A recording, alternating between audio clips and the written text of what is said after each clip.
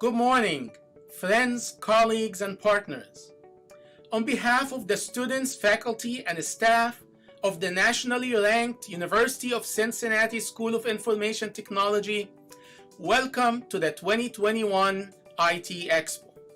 Last year, we responded to the pandemic by taking the IT Expo to the cyberspace. Since then, we continued our response by educating 20% more students, creating boot camps for 200 plus Ohioans to reskill and upskill in IT, bringing over $6 million in federal and state resources, creating over 100 new internship opportunities for first-year students, expanding our academic and industry partnerships by 20%, and creating 15 new full-time jobs. The pandemic may have sent us home, but it only strengthened our commitment to empower all people who are determined to put in the effort to become passionate, solution-minded information technology professionals. We accomplish this mission through laser-focused strategies of collaboration, research, excellence in academics, leadership, and talent. The University of Cincinnati School of Information Technology is here as a serious partner to significantly increase the quantity, quality, and diversity of Ohio's IT talent. Our work enables the economic development and the innovative strategies of our region, state, and the nation. In the IT Expo, you will experience some of the work of our students, researchers, and partners. Today, the IT Expo celebrates its 10th anniversary. Its roots can be traced back to the Cincinnati Expo in the late 19th century.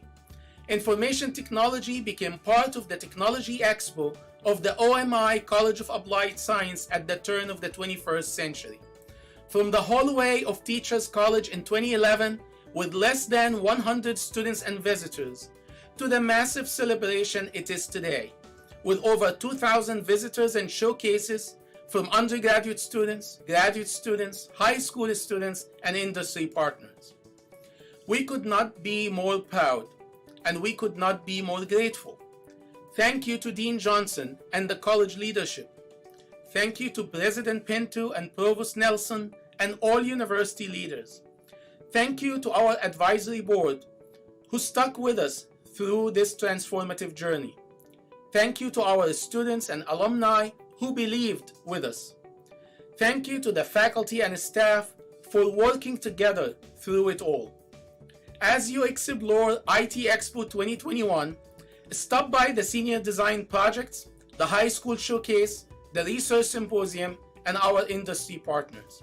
Network virtually, meet people, and innovate with us. And don't forget to share your experience on social media. I want to thank the IT Expo 2021 committee for their continued dedication. Jana Gedi, the chair, Mo Malone, the co-chair, Kelly Purshide, Elena Calhoun, Lauren Kurgis, Becca Michael, Jessica Bzensky, Adam Solomon, Sabine Flessa, Ben Overberg, Richard Hoyt, Anastasia Bilipchuk, Laura Allen, Vanila Kunaparadi, Yahya Jilani, and Morgan Hall. I want to thank the senior design faculty advisors and the graduate students advisors. Thanks to the academic partnership team, the student success team, the course success team, and the engagement team in the School of IT. Thanks to the faculty, staff, students, and alumni at the IT Solutions Center for their innovation and skills. And finally, thanks to the School of IT leadership team for staying together and working hard to overcome any challenge we face.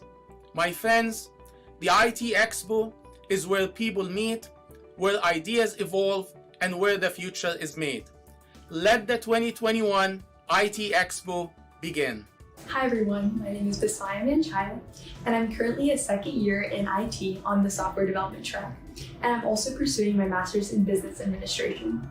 I have gotten so many incredible opportunities through the UC IT program, starting with the early IT program when I was in high school, my co-ops, as well as being able to participate in the accelerated program. I am currently working at Gravity Diagnostics, and I'm looking forward to starting my second co-op this summer with Bridgetree. I would like to introduce my co-MC, Howard Hall. Thank you, Vismaya.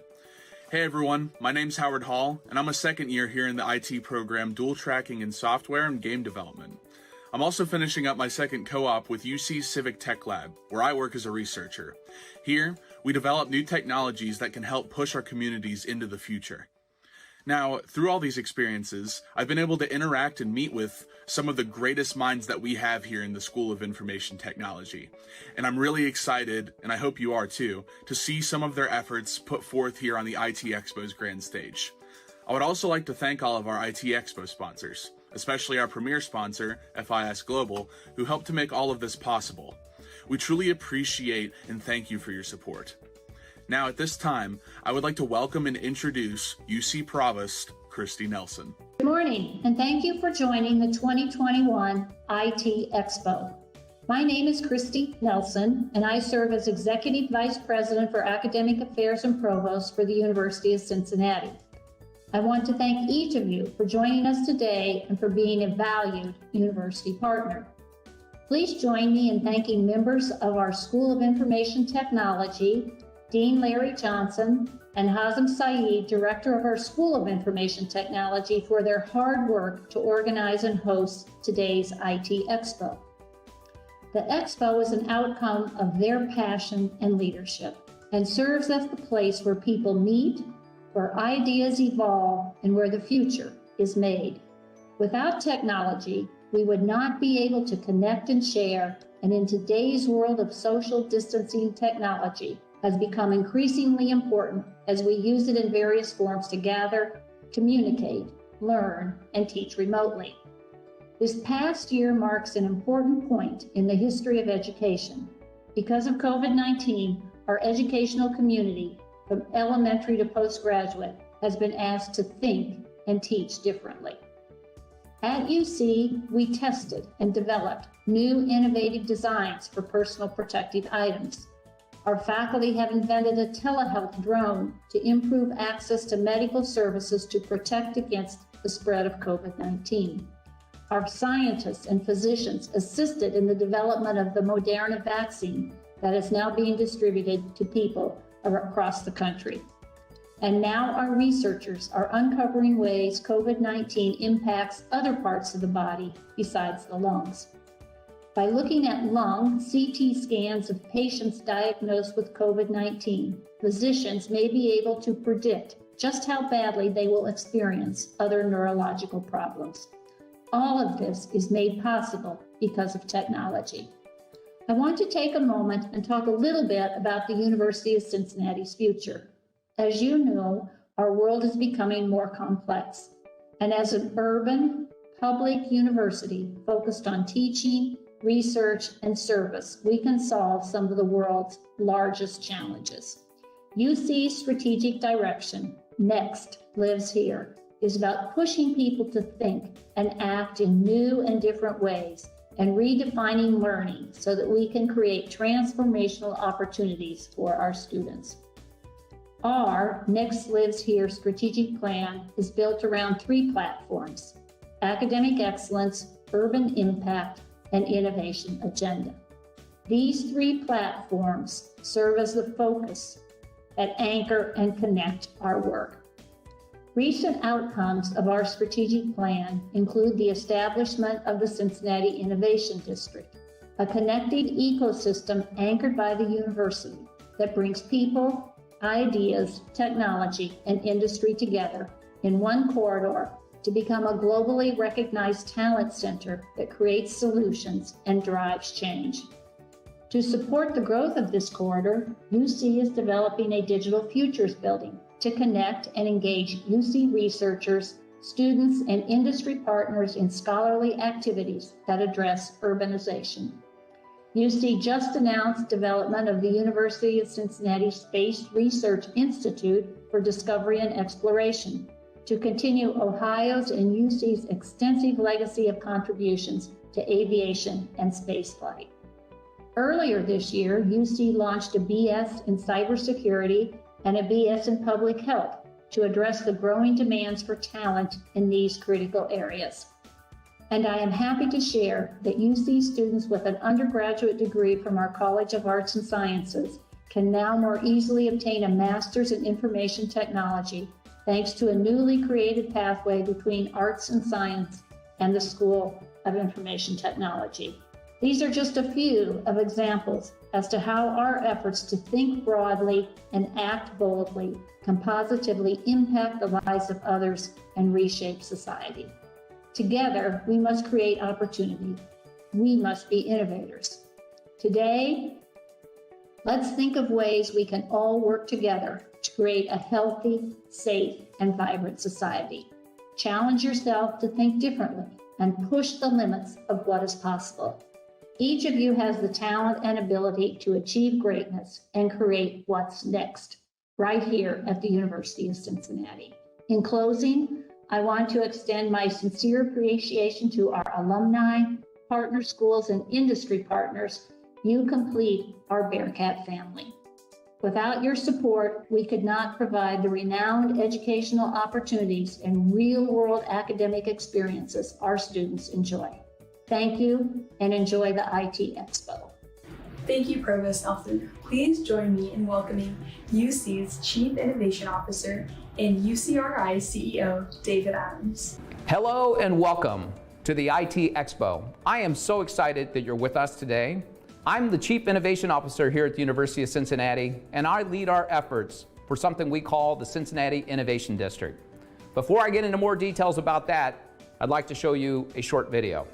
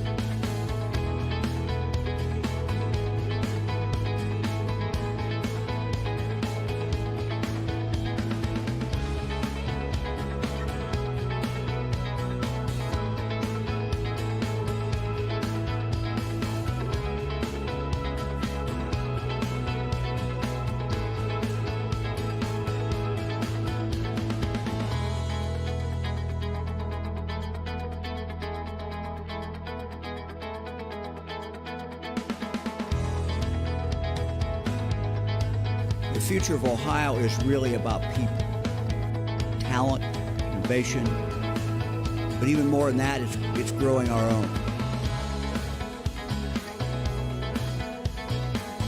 And we live in an environment today where talent is drawn to innovation and companies are drawn to locations that have that innovation. I am confident that this investment is the next great catalyst for our region. If the world needs America to lead, then America needs Ohio to shine bigger and to shine brighter. On behalf of UC, we can't wait to partner with all of you to write the next and best chapter of Ohio's innovation story.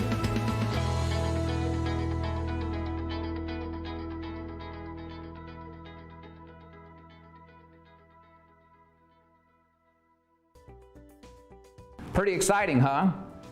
The Cincinnati Innovation District is a place where students, researchers, educators, and companies come together to work on society's most complex problems. At the heart of all of this is the 1819 Innovation Hub, affectionately named for the year the University of Cincinnati was founded. It is the nerve center for everything happening in the Cincinnati Innovation District. Within the 1819 Innovation Hub, we have a makerspace, and it's a place where you can actually bring ideas to life. Our Bearcats motorsports team brought a Formula One to life. They actually designed and built a car here, placed it in an international competition of 120 teams, and placed 12. During the COVID crisis in its early days, if you recall, there was a need for personal protection equipment, and hospitals were having a hard time getting it. UC Health, Children's, and us collaborated to design and develop equipment that was used by frontline workers at a time of crisis. Easter Seals stepped in to actually help us assemble the product, and we created in a very short period of time thousands of face shields to be used by those first responders. If you want to start up a business, it's a great place to do it. We have a venture lab that's had 150 teams just in the last 2 years go through our process. We've had 49 different startups come out of the venture lab.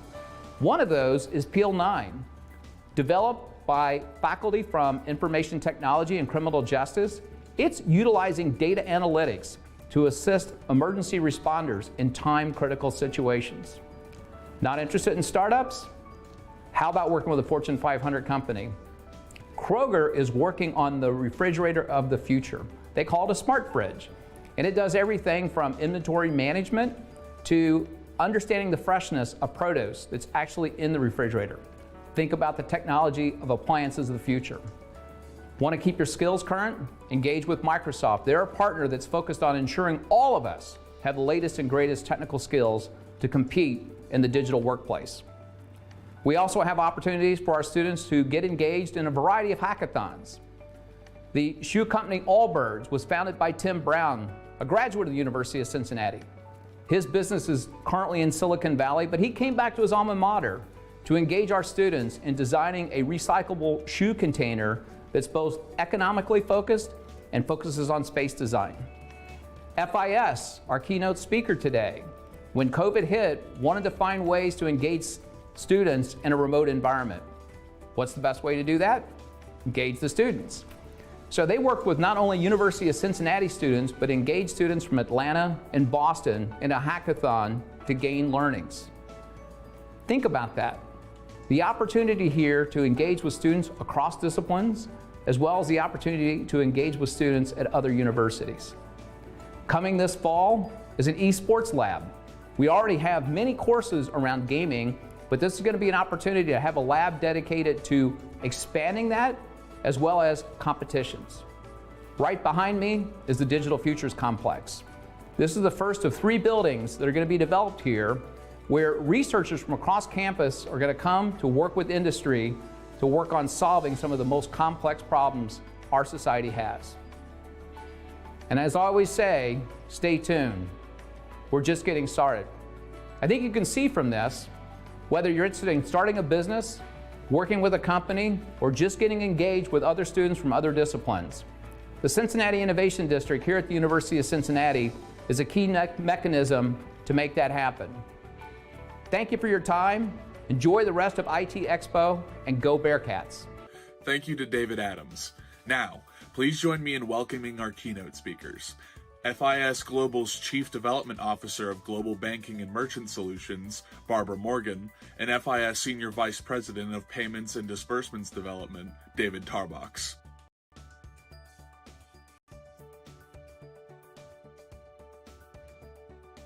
Thank you for inviting us to present and spend time with you today. I am Barb Morgan, and I have the honor to be the Chief Development Officer at FIS. Today, I'm also joined by Dave Tarbox.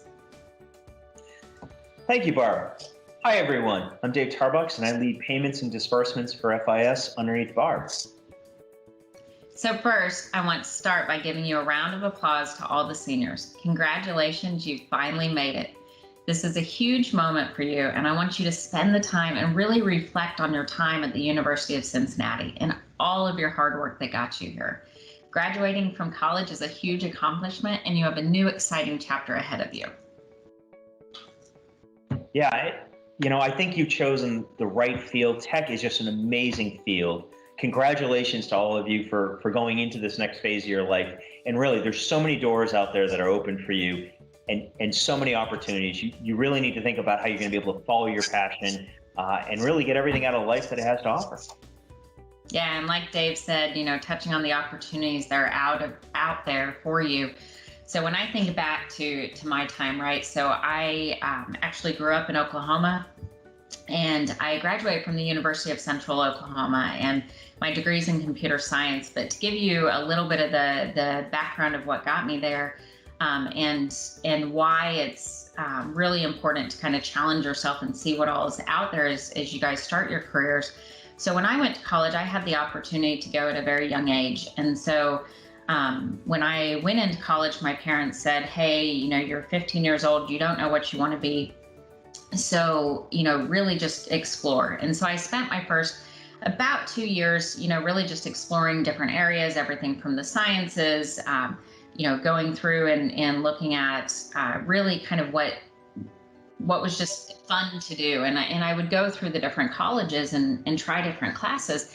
And then my parents realized I had a semester that was pretty fun, but I did wellness and positive lifestyles, lifeguarding, step aerobics, and psychology. And my parents said, okay, it's time to pick a degree. And so I went and met with a counselor, and we went through, and she said, hey, you really need to get some math in here. And so I went and I signed up for a ton of math classes that next semester. And in doing that, I really found my passion. I really enjoyed math. I loved the fact that you were solving problems and how complex they could get, but there was always an answer at the end of it. And so after that semester, I went back and I said, I love math and I want to find something to do with that. And it was coupled with computer science building. And so, it was interested in that. And the counselor looked at me and she said, honey, girls don't do math. And so that's really, really what drove me there. I was an extremely stubborn, those that know me would probably say I'm still pretty stubborn.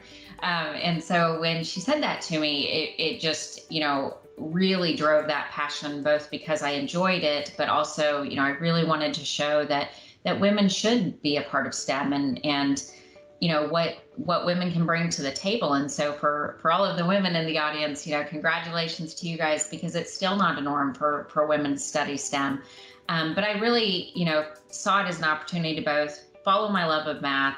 Computer science really to me is a bunch of math problems and code. And so, I was really able to, follow that journey. And for myself, I've been in all different industries. I started in manufacturing engineering, then I went to aerospace engineering, then I went into oil and gas. Then from there, I went into healthcare, spent about 7 years in healthcare. So it kind of stimulated that side of me that loves the sciences in general. And then now into financial services. And what I found is agnostic of industry, the problems are the same. When I look at the ability to kind of look at problems, I really have found that, you can take a situation and add it to your toolbox and use it in a different industry. And so for myself, that's kind of the advice that I would give to people is, don't limit yourself to one industry. Think about what's out there. Another way to look at that is find companies that have a vast offering of products, because you can really, explore different products in different areas, when you find a company like that. But it's been exciting. Being a woman in tech has really opened a lot of doors for me. The ability to come talk to people like you guys in general and talk to, our youth. But, it's not just for the women to think about that. It's also for the men in the audience to think about, when you look at a team, I focus on diversity. And when I think about diversity, it's not just a gender thing. It's diversity of thought. And so, you can really see how people solve problems differently, and gender does play into that. So, when you start to form into teams, finding a team that's really well-rounded in their diversity of thought and gender diversity and race, religion, all of those things, really just brings people's, offerings to the table and really creates a really great team. But Dave, why don't you tell us about your background and growing up? Well, thanks, Barb. I find it so interesting. We really had very different paths, but there was one thing that's a little bit similar. When I was in high school, I was in band. You could have an elective.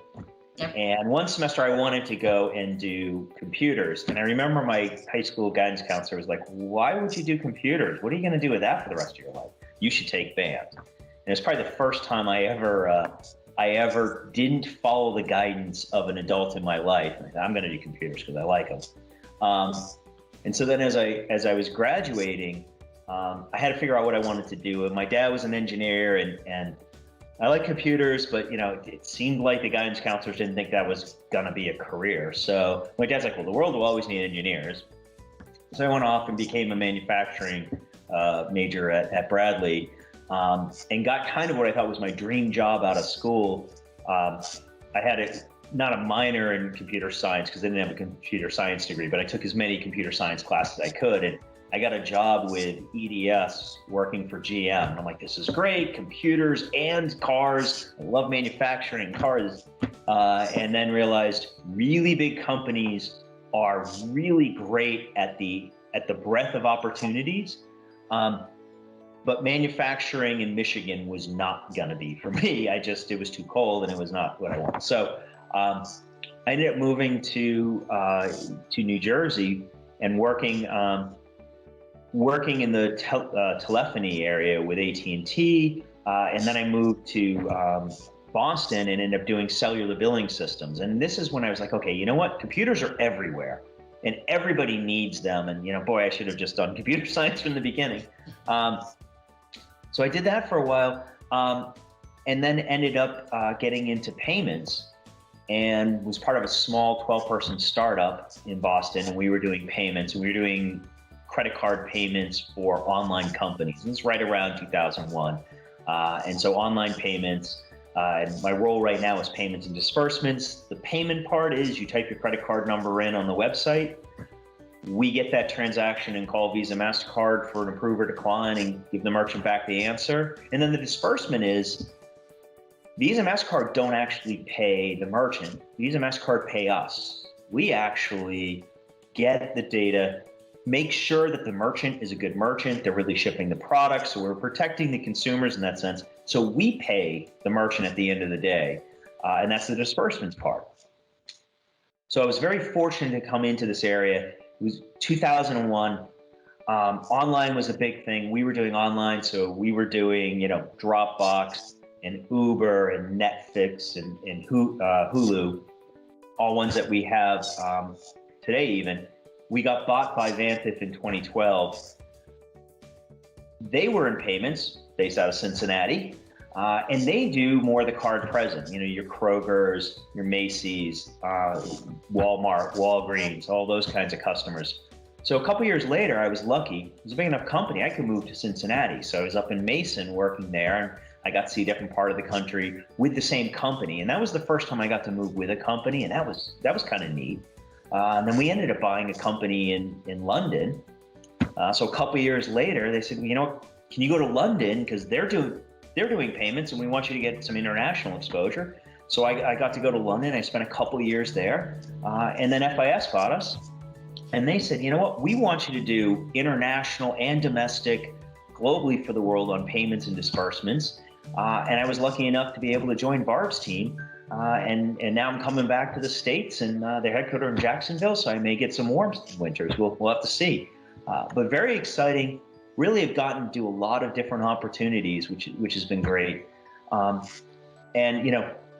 that's one of the nice things about being one of these big companies. There's a lot out there. You can really do a lot. You can get to move around and see a lot of different things. And now with FIS, it turns out we also do the banking side. So if you think of Bank of America, we run all the systems that issue the credit cards and approve and decline those transactions. So we really own the entire end-to-end suite. In fact, in the US, FIS sees every credit card in the country at least once a quarter. That's how big we are. So there isn't a credit card in the country that we have not processed either on the acquiring side or the issuing side. So it's really kind of a fascinating world, and payments is all about moving money, and it turns out everybody wants money, everybody needs money, and everybody needs to get paid. So it's been a hell of a ride, and I really enjoy what I'm doing. Barb, it's so interesting, Dave. So, our paths have crossed, and I will tell you, it's interesting. There's so many companies out there, but it's so interesting when you start to talk to someone to learn, right? So the first company that I worked for was a spinoff from AT&T, so with Lucent Technologies. And then I also worked for EDS. When I did healthcare, I was with EDS. right? So, a company that was in the healthcare space, they've since divested it, but, was in the healthcare space, and for you, up in the, car area up in GM. So, interesting just to think about those different paths and how they cross, and different companies and how they grow. I think it really just speaks to the fact that you're never stuck. You can move around, whether it's in a company or outside a company. And so I think that, it's been an interesting ride. Yeah, and I think you're right about the moving around, and you all are about to do the first big move, which is to get your first job. And you're going to be starting during COVID, and we all know it's all virtual. Obviously, this is even virtual. I was there at doing this keynote speaker a few years ago when I was living in Cincinnati, and I had the opportunity to be present, to actually see the expo and all the great work that you folks are doing. It's probably the thing I'm going to, that bugs me the most about COVID, is not being able to go see people, meet them, see what they're working on, and get that interaction. And I'd say it's also tough joining a company or even getting a new manager. So again, FIS bought the company that I was with. So I'm part of FIS, which I love, but I joined Barb's team virtually. And so it's been an adjustment for me. It's the first time I joined a team. And, it is difficult only ever getting to see Barb on the other side of a video call. And we went 6 months before we were able to hook up in person and meet and be able to spend some time face to face. And I think we're all feeling it. The thing I would say is reach out to those folks, set up one-to-one times, and make space for some social time in the company, because we're all, company workers and we just work. We actually have a lot of fun together, and it's a big social environment as well. And you've really got to build that network and spend that time. Yeah, I think it's a great point, Dave. As he mentioned, joining the team in this virtual world, it's been different. The thing that I would encourage is you guys start with companies, and hopefully even maybe FIS, really take advantage of those moments where the companies are opening up, kind of virtual team building type things. Sometimes with my team, we'll do, whether it's a happy hour at the end of the day, or we'll, get together and purposely not talk about work, just talk about, hey, what's going on, and what are you guys doing this weekend, and things like that, just to kind of build those bonds.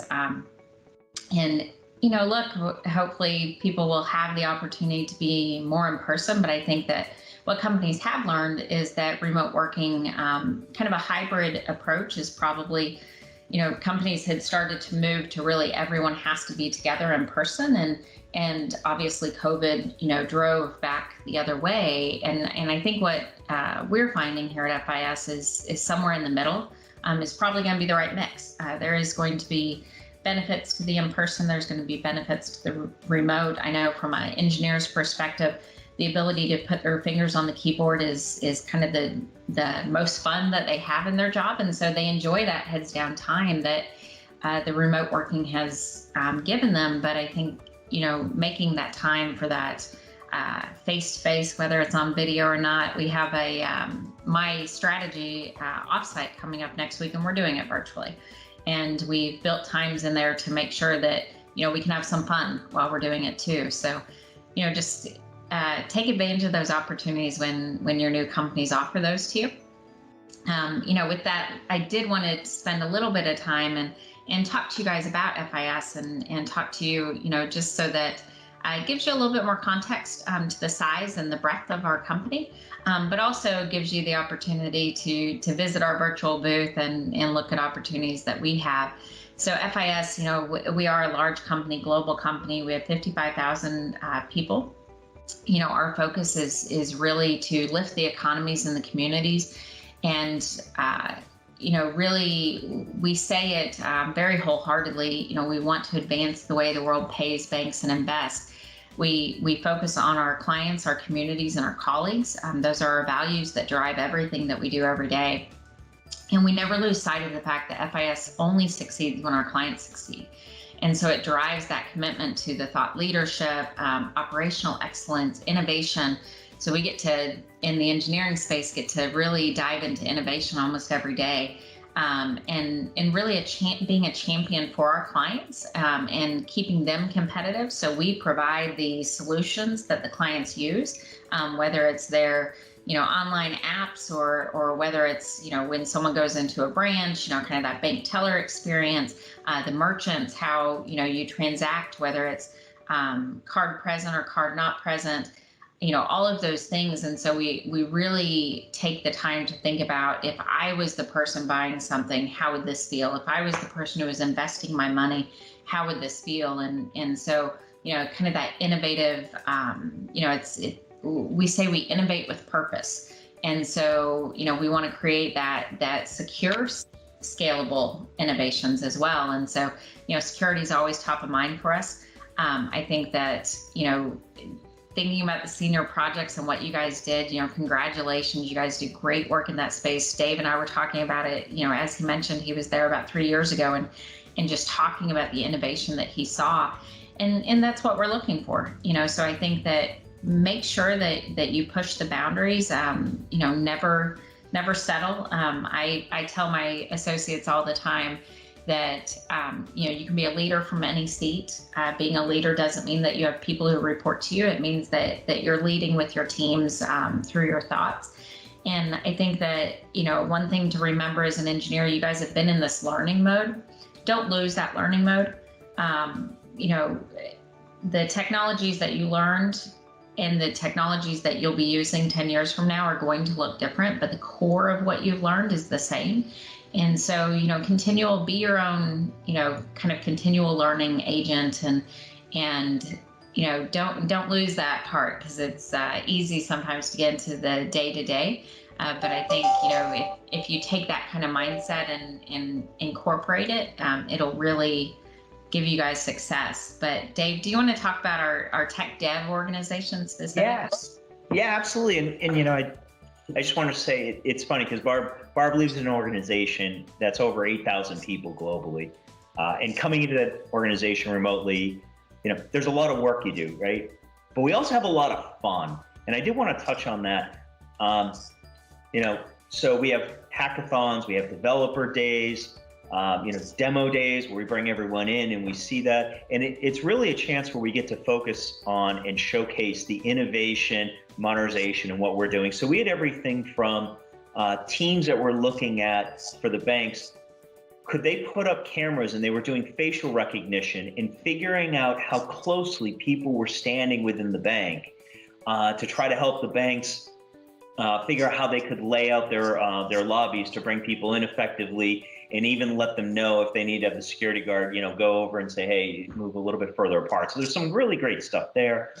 We do a lot with AI and ML and figuring out with machine learning, everything from fraud patterns with transactions, both on the merchant side to help the merchants, and on the bank side, Bank of America, with, this person's applying for a credit card, probably not a legitimate thing.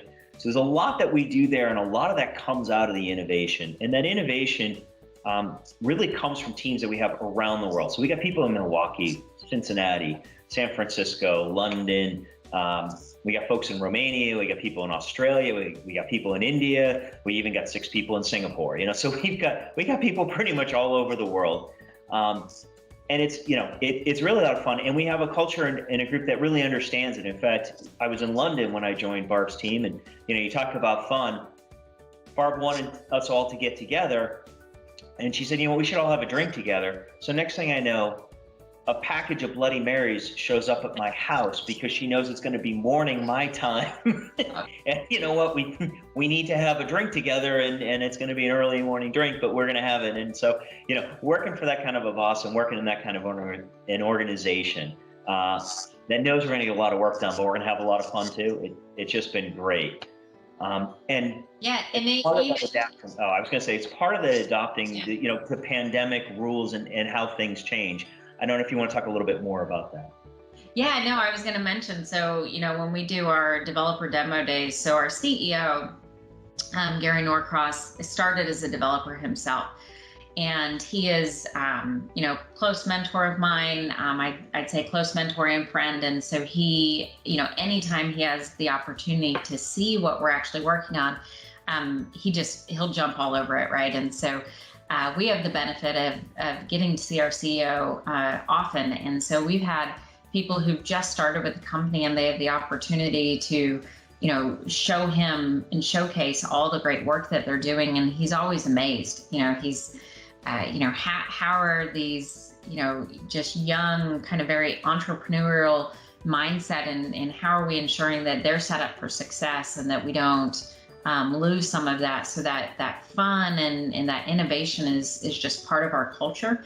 And having the support of our CEO in that space has been fantastic. But he actually attends every demo day. I think he missed one. We do them quarterly, and it's just something that it's a unique opportunity, as an engineer, and to be at a fintech company where tech is what we do. It's pretty cool to get that spotlight. And Dave, you also touched, we've talked a little bit about the, how do you quickly adapt to the remote working, and what does that look like? One of our values that we center around is win as one team. And I think that, our associates have truly embraced that win as one team, and really embraced. I was actually on a call just before this one, really advocating for some additional tools and bringing everything in. And we have a lot of forums where people can say, hey, if I just had, this virtual, we use Miro, it's a virtual whiteboard tool.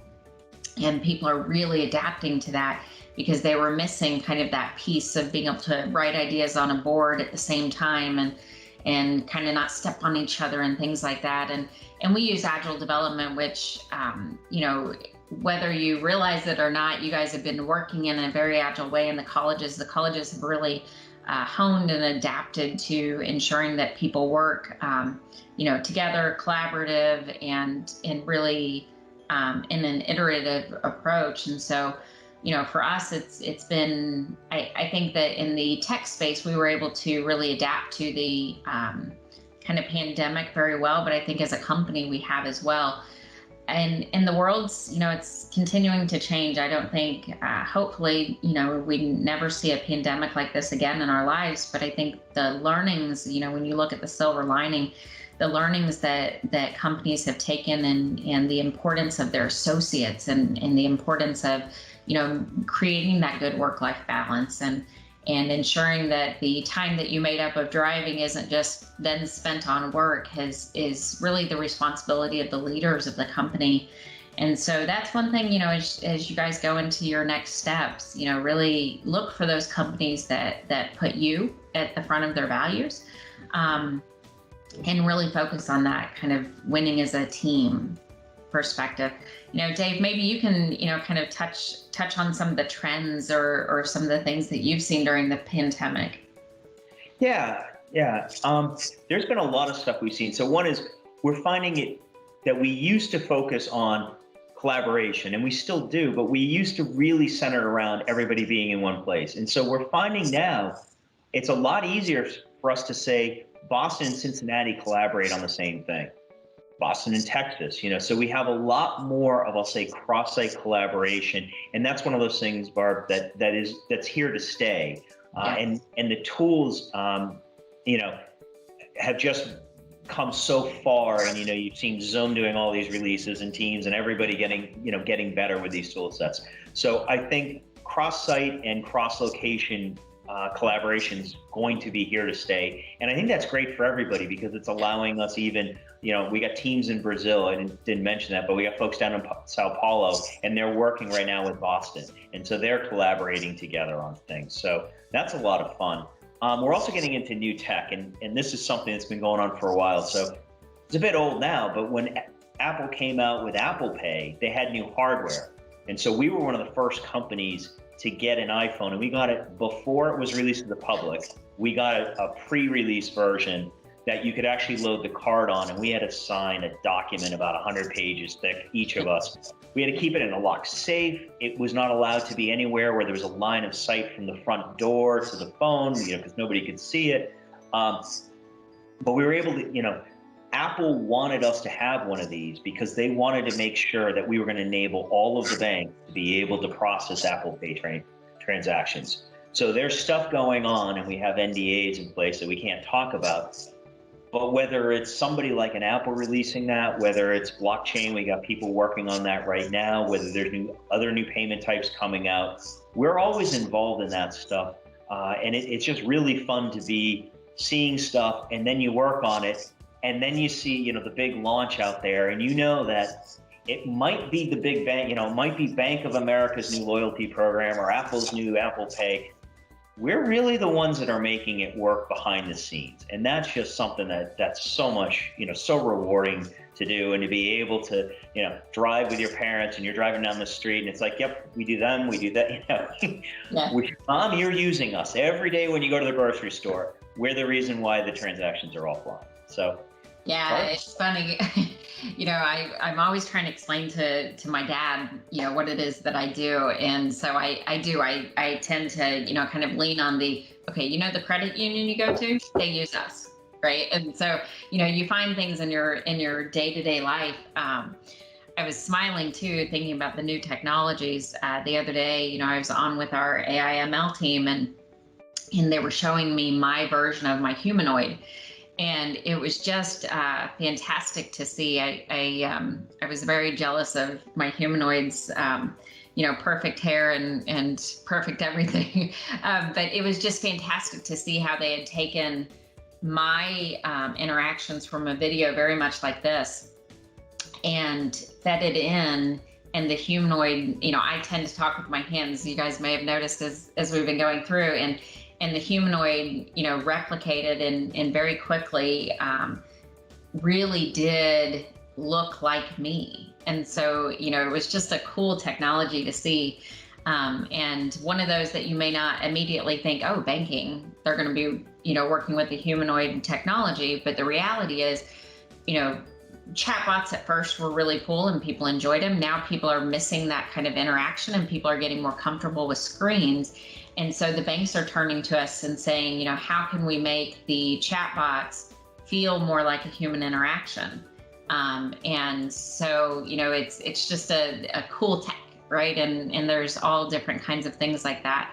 I think, get Dave and I started on this, and we could be talking all day about this, but, I do want to wrap this. Truly, thank you guys for allowing us to talk, allowing us to share our journeys. Hopefully parts of it inspire you guys as you go forward, and you think back on this and think, hey, I could try a new industry, or I could try a new thing, or there's more tech out there to learn. So congratulations as you move on to your next chapter. I hope you really feel empowered by, the teachers you've had, the peers, the family, the friends. You've worked so hard, and so I hope to be working with you in the future. But if not, good luck. I just can't give you guys enough credit and congratulations as you move on to that next chapter. So thank you guys very much. And Dave, I'll turn it to you to close us out. Well, I can't top that, so I'll just say thank you for the time, congratulations, and good luck. Thank you guys.